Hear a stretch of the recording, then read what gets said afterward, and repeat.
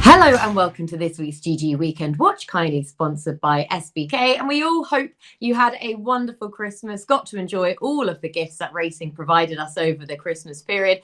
But of course, we have plenty more to come in the new year. So hopefully we're going to start 2022 in the best possible way with plenty of winners at Cheltenham and Musselburgh. And your usual team of Daryl Carter and Andrew Mount are going to get us off guaranteed in the right way in 2022 with plenty of winners from our two venues. And if they can keep up the form that they were in from our Christmas show, we know we are going to be on to a good start to the year, because the lads were in flying form last week. And we didn't even have declarations, yet they still managed to give us winners across the board. So just to run through them quickly, we had Toki Doki at 6-5 for Daryl, Jackamar at 11-1 for Andrew, Epatont at 5-6 for Daryl, Soldier's Minute at 5-1 for Andrew, Porticello at 10-3 for Daryl, and I Will Do It, of course, at 13-2 for Andrew. So, lads, very well done. Few Christmas crackers there from the pair of you. Please keep it up this week. And we will kickstart with the action. We're going to start with the 125 at Cheltenham. This is the Grade 2 Dipper Novices Chase for 5-year-olds and over 2 mile, 4.5 furlongs. But I have to admit, this isn't really a great Grade 2 now, is it, in my opinion? It's competitive in terms of a race, but not really the quality I was necessarily hoping for. But you know what, fair play to Connections for entering, because I'd say most of them are delighted that they did at this stage. But this looks very winnable. Daryl, would you please kick us off? Yeah, I think you summed it up quite well, actually. It's not the type of Grade 2 where it's, we're used to, but we just haven't got the horses, have we, over this sort of water. I mean, the potential of Presse at the top of the market is probably built into that 7-4 a little bit. It was quite interesting to watch his race back and play it side by side with Palmer's Hill's win on the same card. They was during the mid part of the race, and Palmer's Hill, they were quicker than away. I think this Presse is a 3-miler, because what he did turning into the straight Ascot and the way he picked up suggests to me that he was just taking a bit of a blow mid-race and stuck on well at the finish. I found it difficult to find chinks in his armour, other than the fact that he's probably a 3-miler, but he's so unexposed. I know he's under a £3 penalty, and that does make this a very competitive race in terms of the ratings on the paper. But, you'd be hard pushed, I think, to say that he's not unexposed. I mean, he's only had one start going left-handed, and his jumping's already telling you that he wants to go left-handed. Yeah. So that's a positive straight off the bat, that he's now going left-handed. He's had 4 starts in Britain, 2 chase starts, won both of them.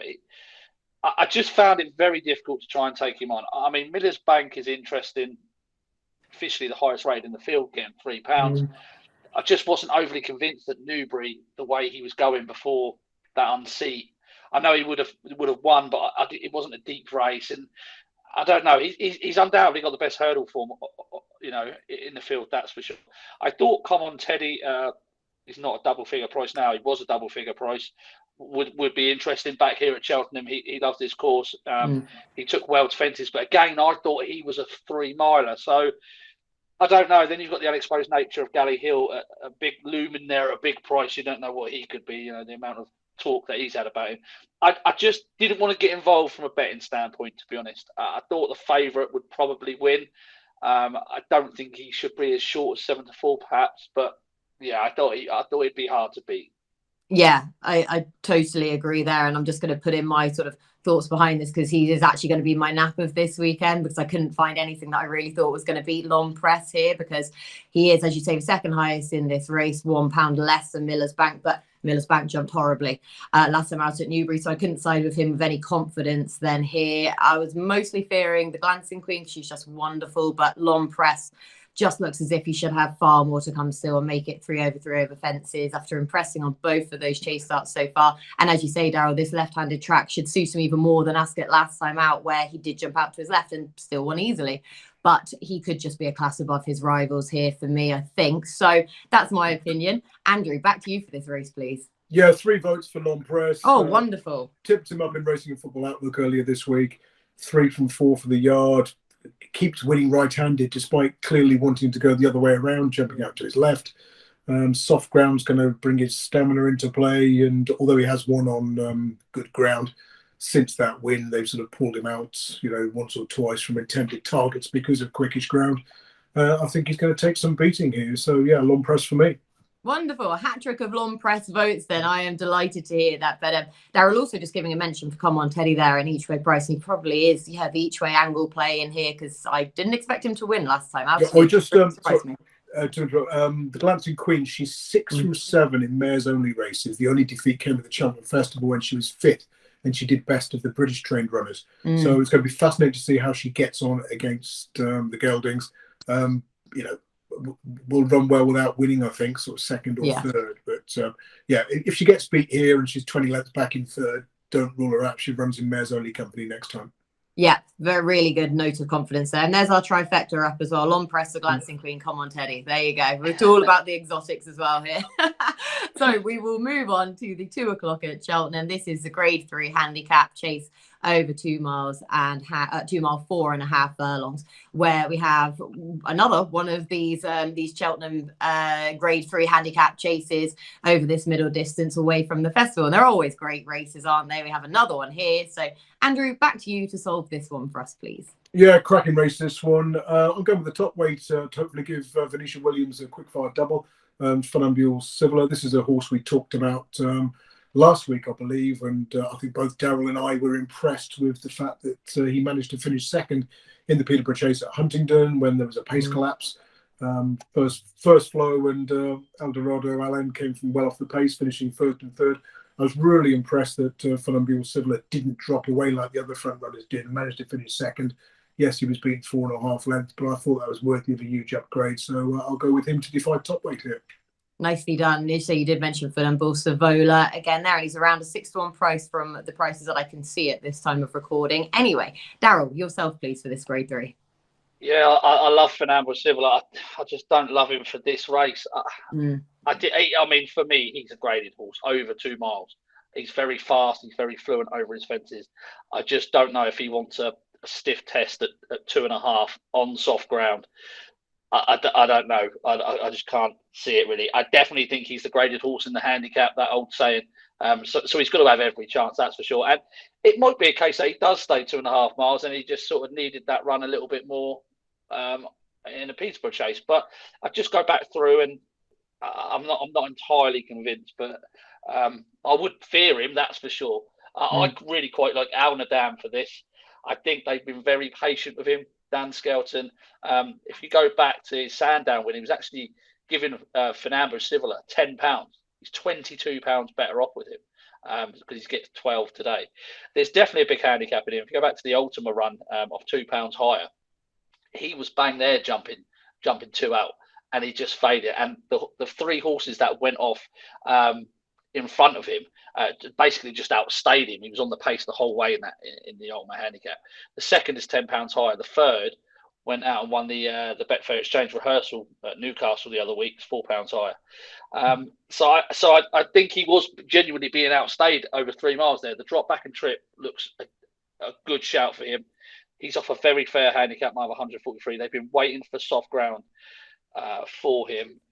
You know, you can forgive his Kempton run back last year. That track just didn't suit him, and he's only ran 4 times on soft ground over 2.5 miles. He's won 2 of them, so I think he's got a massive shout here. I do really like him, but this is one of those races where I said at the start of the season, I said I wasn't going to get too involved in these type of races this year, and I'll tell you why. The reason why is because Dayran de Carjac is in here again. Now I've tipped this horse up the last twice, right, big odds, 50s and 33s.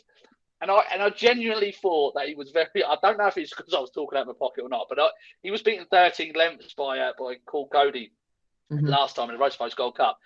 And for me, he literally walked through a fence down the back, and I thought that's it. That's him done.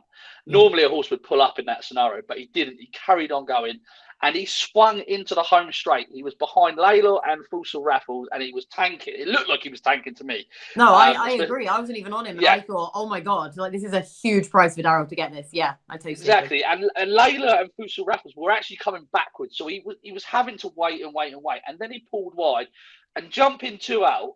You thought he's gonna run on and win this, and then he makes his challenge. He was on terms, and then he just didn't get home. Now I don't know whether or not it was that, because it was a big error the way he walked through that fence down the back. I mean, it really was. Go back and watch it for anyone that hasn't seen it. And I just thought, my goodness me, if that's taken out of him, he is definitely well handicapped. The next big handicap for him is going to win. But like I say, it's becoming one of those, isn't it? One of those Cliffies. And so I don't think I can tip him again, because going through this race, I think four of the last 5 winners of this hadn't run in either the December handicap or the Paddy Power. So sort of, I was going for the fresh angle with ALNADAM.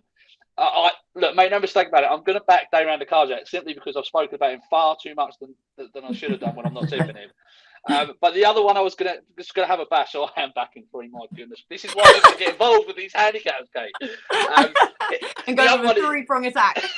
Yeah, the other one is my God, Riders on the Storm for Mr. Itchy and Richard Hobson. This horse, he is a class act. I know he picked up a really poor Grade 1 last year, and he was quite fortunate to do that because Traffic Fluid fell at 40-1 in the Ascot Chase last year. But you go to his form prior to that, and he really did earn his mark up to 160. You know, he wasn't just giving it in a lot of poor races. He was in the doldrums last year for whatever reason. I don't know if Carl can comment on the video or so and let us know what was going on, but he took a big step back in the right direction, I thought, at Aintree. He was giving Clan Legend tons of weight that day, and he just shaped as though he needed the run. That was in a first-time tongue tie, and if that has sorted any sort of wind issues or any sort of issues they had with him last season, then he's absolutely thrown in off a mark of 147. The form line through Clan Legend as well, I know he was beaten 3 lengths, but actually links him with ALNADAM. That's the other reason I had to sort of back both, because ALNADAM trounced Clan Legend at Sandown. But I thought the two of those coming in here fresh against a lot of horses that have been running in these big handicaps already this season, they could just have a little bit of an edge. And Riders on the Storm's around a 14-1 shot, and ALNADAM, I think he's going to go off a heavily back favourite for this. So I've got to be with the two, with a slight saver on Dayrand de Carjac, just to save the old ticker, just in case. There's a whole saver, make you feel better about it if you put it in a saver bracket. Yeah, to be fair, that cliff has got an awful lot of footprints from us in the last few weeks around here. It's no, but I totally agree. The way he travelled last night, I thought, oh my God, he's actually going to win this at a huge price. And then, like I say, he just didn't find as much as looked likely then. But yeah, so Dayrand de Carjac again. Then also with the favourite ALNADAM, and also you're going for Riders on the Storm in the hope that the tongue tie will then work again, and he looks thrown in. So 3-prong attack from Daryl for that race. And then Andrew, you like Fakenham Savola. So we will move on to the 2:35 at Cheltenham. This is a handicap hurdle for 4-year-olds and over 3 miles with some intriguing runners. So Daryl, I will head back to you for this race, please. Yeah, I've got to be honest. I really struggled with this race. I didn't. Yeah. I couldn't really find anything that I thought was progressive enough to look like they were thrown in handicap-wise. My God, I don't know. I can't believe I'm actually going to say it. I'm going to side with the outside of the field, Cracking Smart at 50-1. Now, Killian Leonard might be on board to claim off that weight of all the headgear that he's wearing, because I think he's wearing a visor and cheek pieces. You don't see that too often. Look, he's a 10-year-old, and this is, I understand it's a stretch, right? But the tongue tie comes off for the first time since 2017. It's his new connections, new headgear, off effectively a career low mark of 140 with Killian Leonard taking off that 5. His last, he's had 6 runs over 3 miles, and this is a boat. This is just a boat. He's just a stayer. So. It's 6 runs over 3 miles. Last 3 came off 150, 154, and 152. And he would have been given, if he was under an Irish trainer, he would have been given more weight on top of that if coming in for this race. Right? So he's effectively, 10 pounds below his last run over 3 miles. Since he's joined Sophie Leach, he's gone to France and they've run him over 2 miles or 2-2 the last twice, which is just. I don't really get it, because he's a boat, and he definitely needs 3 miles. His last visit to Cheltenham was 4th in the 2020 Coral Cup behind David Company. He was staying on really strongly. That was off 153. Now I know I'm going back a little bit there, but that was his last visit to this venue. And if you just look at some of his runs recently, in Ireland before coming over to Sophie Leach, right? He was ran at Galway in a very hot hurdle, went off 125 to 1, went off 80 to 1 at Leopardstown behind Dandy Mag and the bosses Oscar, and the Temps winner was in 4th, so it was a very strong handicap. Then he's been behind Flooring Porter at 66 to 1. Flooring Porter obviously won the Stayers Hurdle. Then he was in the Hatton's Grace at 50 to 1. Never going to win that, was he? And you know, then you're going back to Cheltenham. I just don't feel like he's had an opportunity where he's in a crap race, really. Yeah. And no disrespect to any of the other runners, but they're not lighting up the world, are they? So I don't know. I just thought it was worth having a little stab at 50 to 1 at Cracking Smart. You know what? I did have a thought at the back of my mind before this when I saw he was in here. And as soon as you then said you're going to think I'm mad, and I was like, oh, geez, well, I'm mad as well then, because I say that does look a massive price just to be chancing for a bit. So is he going to be the only way you play this race in, Daryl? Just sort of a small stakes each way, or? Yeah, well, I was going to back the Mighty Don as well because this is his first. I think this is his first. He's had 2 handicap hurdle runs in 2018 or something like that. But I don't know. I don't know. I'm not expecting to win this race, Kate, to be quite honest with you. But for now, then. For an interest. Yeah, 50. Like just going through those prices there. Like he's gone off 50 to 1 in the Hatton's Grace behind Honeysuckle. He's now 50 to 1 for a blue and Mickey Mouse race at Cheltenham over 3 miles Class 2 handicap race. You know, off his lowest career mark. So I just couldn't make heads or tails of it for anything else. It wouldn't surprise me if Kansas City Chief won. Yeah, wouldn't surprise me if Pylon stepped forward and won again. Dolphin Square's pretty solid, but nothing excited me really, and I thought this was a bit of fun. Yeah, exactly. That's honestly the best way to play some races, is just for a bit of fun. If you can't find a definite angle, then just go with a bit of a form line that you like with a horse at a huge better price. than buying a lottery ticket. Here we go. He just was itching. I haven't said that one for a couple of weeks. He was itching to give out the L word there. Right, Andrew, your lottery for this race then. Are you buying a ticket or are you having a play? I napped Cracking Smart in the weekend of this week. So no, you never. No, I didn't. No, I was going to say, what? Well, I've just had a tenner each way at 50s after Daryl's made a fantastic case for it. Yeah. So I had to do it in 2 visits, obviously, but that's the trouble getting on nowadays.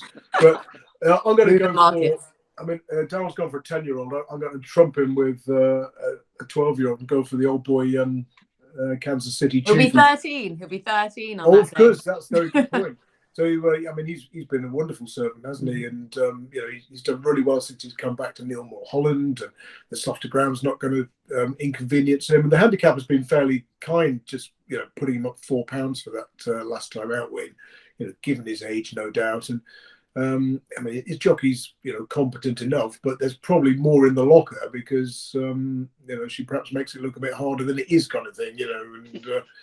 And so, you know, I think what's Kansas City Chief? Have you got the prices in front of you? About 8 to 1, 9 to 1. Yeah. So, I mean, some firms are sort of paying 4 or 5. Well, sometimes firms paying 5 places. So I'll have a look at the pace map closer to the time, but if there doesn't look like being any other sort of pace pressure or not much of it, then maybe Kansas City Chief can run another good race in a tricky race. Yeah, definitely. Yeah, as you say, he's just become pretty reliable. Weirdly, Kansas City Chief then for Victoria Malzard. Yeah, 8 to 1 or around 17 to 2. Then you can get for him in the 235 for Andrew. So both the lads going with a couple of old boys. I won't make any further comments to either of those on that line. Right, the 310 then at Cheltenham. This is more Grade 2 action in the form of the Grade 2 Railkeel Hurdle for 5-year-olds and over 2 mile 4, where we have 7 declared runners, including Willie Mullins' Stormy Island, hoping to give Danny Mullins another Saturday big race win in the UK. But we also have Brewing Up a Storm and Guard Your Dreams in here. So, Andrew, who do you side with?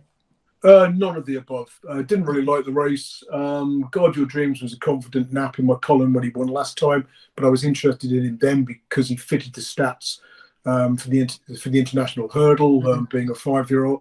So being a 6-year-old, and he was coming back to 2 miles. So now he's back up in trip. Not totally convinced I want to be sort of backing him again. Brewing Up a Storm was impressive following the wind surgery. And the last time he had a wind operation, he won his first 2 starts back after the procedure. So I wouldn't be surprised to see him go in again. McFabulous, he's had a wind op, so that could help him. Although Although he has won first time out a couple of occasions, have been weak races both at Chepstow, and if you knock out his first 2 runs each season, he's got a fantastic record, sort of third start onwards. So, maybe he'll just need this. He's he's going to be a 9-year-old, of course, isn't he, on New Year's Day? Stormy Island, I love this horse. This was the sort of Willie Mullins piss take horse, wasn't it? Paul Nicholls had him. He got beaten 4 times, 3 at desperately short odds. Goes back to Willie Mullins and he goes, "Oh, this is how you do it, mate." And won a grade 1, won a grade 1 with him. So indefatigable. Yeah, might run a race, but I just didn't like the race. Didn't want to put up a selection, to be perfectly honest. Yeah, no, that's fair enough. It is a really sort of trappy affair. Daryl, do you agree with that, or is there one you're confident about? Yeah, confidence are strong words, but yeah, I'd like Stormy Island actually. I'm surprised she's such a big price here. I thought she'd be more towards the top of the market. She's a Grade 1 winning mares hurdler. I thought the run in the Hatton's Grace last time behind Honeysuckle, I thought it was just a clear blow the cobwebs away, and this was the target straight afterwards. So I thought she had been targeted here. I didn't think there was anything wrong with her. I think she'll get a pretty soft lead out in front. She jumps better than on the blind side, so I don't know if he'll be able to keep up with her early pace. She's quite quick. Prior to that, she was a Grade 1 winner, beating French Dynamite at Fairy House. That was a decent race. That I thought she was very interesting, provided she don't shit herself on the boat on the way over, thinking she's going back to Nichols. I think she should be all right. Yeah. Exactly, but she's not going to be heading back to Ditchy then. So Stormy Island, very interesting. You say around 7 to 1. I did expect her to be a bit shorter price than that. I think for me in this race, I have found this really difficult, but I'm actually finally going to side with Brewing Up a Storm in here. I know he is a 6 to 4 favourite currently. I've got 3 horses that I put into the same bracket for me. It's Brewing Up a Storm, Itchy Feet, and Thomas Darby are 3 horses for the Ollie Murphy yard. I can just never get right, and I try and take them on everywhere I possibly can. And they have the same profile for me in that sort of a sense. However, here, I'm going to give him the chance that the wind operation really has worked for him. Because as I say, I've doubted him countless times, even despite him winning. I can pick holes in the form of some of those previous wins. And I didn't think he deserved his lofty rating that he had. However, last time out was such an impressive performance, confirmed the ability that he had previously promised, but had just not fulfilled. So I will trust that the wind operation has had the positive effect and he can go on from that Aintree win and confirm himself, hopefully, potentially, as one of the best 2.5 milers in the 2.5 mile hurdlers in this country, which probably isn't saying a lot, but hopefully that will be the case. So that's all our scheduled races for Cheltenham done. So Daryl, I'll head back to you for anything else from Cheltenham, please. No, nothing yet, I'm afraid. No, say not yet. But Andrew, have you managed to look at anything else yet? Yeah, in the 350, the bumper, Mamoon Star for Fergal O'Brien. He's won this race before. This one was second in another one of these junior bumpers at Huntingdon. First time out. There was an Archie Watson horse who just got loose on the lead, made all that day. And a couple of horses in behind, the 3rd and the 10th, have come out once since. The 10th horse, Here Comes Freddie, went back to Huntingdon, won at 66 to 1. So I think the form's pretty solid, although it didn't look anything special at the time. And if we've got one of these Cheltenham meetings where you want to be coming late and wide round the outside on the hurdles and bumper course, then Mamoon Star, those are the tactics often employed by Fergal O'Brien jockeys, and 12 to 1 might be worth a nibble. Yeah, I was going to say 12 to 1 then for Mamoon Star looks a really likeable price, because I don't think he did much wrong at all finishing second on that debut. Daryl, are you putting your hand up like a little schoolboy there? Yeah, just wanted to mention the Ballymore Novices Hurdle at 12.15. I think Iron Maximus will probably win. He's I think he's probably a 140 horse. You're only going to have to run to about 145 to win this. 135 to win this, sorry. So I think he's going to be more than capable of winning it. But please don't get overexcited if he wins this and start talking about him for the Ballymore and the Supreme. Top class horses don't run the way he does, I'm afraid. And he's going to have his limitations. I just wanted to point that out because there will be a flood. If he wins this by 5 or 6 lengths, I think Hillcrest, for example, is going to be a staying chaser. They tend to be from in the Hemmings colours. And I'm not sure there's too much depth in behind. I know they like get a tonic. Dan Skelton's got a share, I think, in this horse. But don't get overexcited if Iron Maximus wins this, because he's not going to win the Ballymore, I'm afraid. Yes. Oh no, that's very like, yeah, no, I like that because it's quite short price for that race. But like I say, if he goes and wins that, of course, everyone's going to go mad for the Ballymore then. But just with caution if he does go and dot up in that Iron Maximus. So we will move on then, if you're both done with the 2:10 then at Musselburgh. We're going to switch our cards now. We're going to head over to Musselburgh now, and we begin with a handicap hurdle for 4-year-olds and over 2 miles. So it'll be as fast and furious as the ground allows at Musselburgh around this speedy track. So Andrew, please solve this 7-runner contest for us. Yeah, there's 2 I like here. One of them is First Impression for the John Quinn yard. He impressed me when winning at Wetherby because he raced in the swamp around the inside rail, and I bet him here next time, but he's unseated very early, so we didn't get to see the value of that win. So I'll give him another chance. And Blakeney Point, an old friend of mine who's got a fantastic record in small fields. 9 or fewer runners. It's 9 wins from 23 in his career. Huge profit of over £61 to £1 level stake in SP. Now, Brian Hughes is on the other Donald McCain horse, but that one's had a wind up since his last run, and that's not generally a positive angle for the McCain yard. So Blakeney Point with his preferred small field and First Impression to prove that last time our effort was excusable. Yes, definitely. And Blakeney Point around 12-1, and then First Impression at 11-4. So Daryl, yourself for this Musselburgh opener for us anyway. Yeah, not a strong opinion for me. I thought Anna Bonina was interesting. I definitely think she's got a handicap in her off this sort of mark. Simon Torrens comes over for the rider, claims £3 off. I think she's like, because there's been so many claimers and stuff. I think if you add it all up, or not take it all away or whatever, I think she's about £6 better off with Tommy's Oscar for that running the Welsh champion hurdle, which she finished in front of him, and she's a much bigger price than he is. So just on that basis, I thought she might be worth giving a go to. She was actually caught the eye running on really strongly behind Belfast Banter in the county hurdle as well. So I do think she's got something to come off this sort of mark. I think this track will suit. I think her trainer's 3 for 9, 33% at this at Musselburgh. So I think Anna Bonina is a fair as bet as any in this contest. But it's quite a trappy little heat, to be honest. Yeah, it is, isn't it? But like I say, Anna Bonina does look pretty well handicapped, even off of this slightly higher mark. Simon Torrens taking the £3 off of her back around 4-1 in the 2:10 at Musselburgh. But tricky race. Potentially the 250 might be easier. Don't know.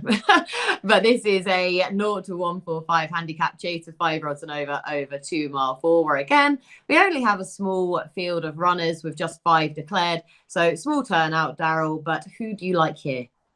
More than a week for Paul Nicholls. This horse has not been this low in the handicap since 2017, and I don't think he's done absolutely nothing wrong in 2 starts this term. First was in the Silver Trophy over hurdles, where he ran an absolute blinder on the front end of the pace behind Orby's Legend, who's since won again. That was off 137, and then ran behind Fanny and Destraval at Newbury. Finished well clear of the remainder in 3rd, other than Colorado Doc, who run well again next time. But I just thought he couldn't do any more than he did that day. There's no Fanny and Destraval in here. There's no Colorado Doc in here. This is not a great race at all. A lot of these have got question marks to answer. He's rock solid. He has won right-handed round Kempton. So the track shouldn't be an issue at all. He can just adjust slightly out to the left sometimes, but I think he's just absolutely rock solid. He's a 140 horse, so he's got £5 in hand. Bryony's on board. This lacks depth. Nothing as well handicapped in here, I don't think. Well, probably the 2 outsiders, Joke Dancer and Nietzsche, are probably the 2 that you'd worry about most. But no, AMOUR than we. There you go. Yes, very not well done. I feel like a French teacher at the minute who actually can't speak French with some of these pronunciations. But yeah, AMOUR done we then for Daryl in the old Riki handicap chase. Andrew, yourself, please, for this race. Yeah, I was going to steer towards AMOUR done we because of the small field angle. 7 or more runners over hurdles and fences, just 1 win from 18 starts, 6 or fewer runners. Including his flat form, 9 wins from 14, profit of almost £16 to a £1 level stake. The slight worry is if you sort his wins by time of year, they've all been from sort of say March to the end of October, pretty much. I think he won on the 2nd of November once, but he's never won in the depths of winter. But it's a poor race. He'll be prominent. He's got his small field, so Bryony's gets a tune out of these tricky chasers. So I'll side with him around about 9 to 4. Yes. Oh, so 2 votes then for AMOUR NUIT in the 250 at Musselburgh. But yeah, and again, it's not, Musselburgh aren't really providing us with the easiest contest then on New Year's Day, which might well be the case in the 325 as well. This is our final scheduled race. This is a 0 to 120 handicap hurdle for 4-year-olds and over 2 mile, 7.5 furlongs. Where again, it's another small runner field with just the 6 declared. So, as I say, Musselburgh aren't really giving us loads of runners on New Year's Day, but there is interest in this concluding race, of course. So, Andrew, who do you like in this race? I'm going to go for COOLBANE Boy for Sandy Thompson. 7 to 2 is the price I've seen. Didn't run particularly well on his stable debut, but that run probably would have been needed. And since 2010, you backed any horses that had switched to Sandy Thompson on their second run after leaving their old yard. You made over £84 for a £1 level stake. And given the money for him on that debut, I thought he's likely to do much better in time. And here we get to find out. Yeah, we definitely do. Say on the second start then for Sandy Thompson, see if the money was justified first time up. So, Daryl, yourself, please, for this concluding race. This is the best bet of the day. This is what a way to tee it up. Absolutely thrown in, this horse is, off 120. And that is Andrew's selection, COOLBANE Boy. This horse is thrown in, I'm telling you. You go back all the way back to his he's had plenty of novice and maiden hurdle runs in Ireland. But one of the ones that stand out is his only attempt over 3 miles. If you go back and watch that race, my goodness me, he got hampered after the last, right? He wasn't going to win, but he was definitely going to play a very strong hand in the finish. He was behind Streaks of Doyen, who's rated 138. The second is Jackson's Gold. Now, he would have finished near on where Jackson's Gold finished, level with them, I assume. He's rated 138 in Ireland, so higher over here. In third was a horse called Get Rich, Die Plying, but he would have finished well clear of that horse. He's been given an opening mark of 120. Now, the money came for him at Musselburgh last time, but if you go back and watch that run at Musselburgh, he was absolutely tanking through the race. And I think it was 3 out. Was it 3 out, 4 out? He dived at the hurdle, hit the floor, and just dropped right back because he couldn't recover from that error. But my goodness me, Maraman, who's in here, won that race. He would have absolutely dotted up in that. That is for sure. 3 miles has definitely been his trip. He's only had 2 runs over it. The ground will be fine. He's quite quick as well, so he should handle this sharp track nicely, like he was in the process of doing last time. I think he's a good thing off 120. This race lacks any sort of depth. The only other one in here I would consider is Smokey the Bandit for Nicky Richards, who was given a very easy time when outpaced at Air last time behind the horse that I put up called Operation Overlord, who won quite nicely. He definitely wants 3 miles, but he just lacks any sort of pace in his race, any sort of turn of foot. So if by God, if you've got a William Hill account, you can get 7 to 2 on this horse. This should be an even money favourite. I love how punchy this is. This is fantastic. Honestly. And for the fact that both of you have sided with him as well. And Daryl has come in swinging there for COOLBANE Boy off of this mark of 120. I cannot click this mouse quick enough right now to get on him. So yeah, around 7 to 2, whether or not that will last after this show goes out, we will see. But COOLBANE Boy then, horse number 1 in the 325 at Musselburgh. So Daryl, I'll throw it back to you then for anything else quite as punchy from Musselburgh. No, I'm at Exeter on Saturday, but that looks quite a good card actually. But I haven't had a chance to go through it yet. I'll be going through it tonight and tomorrow. So anything will just be chucked on the column. But okay, that's it for today, I think.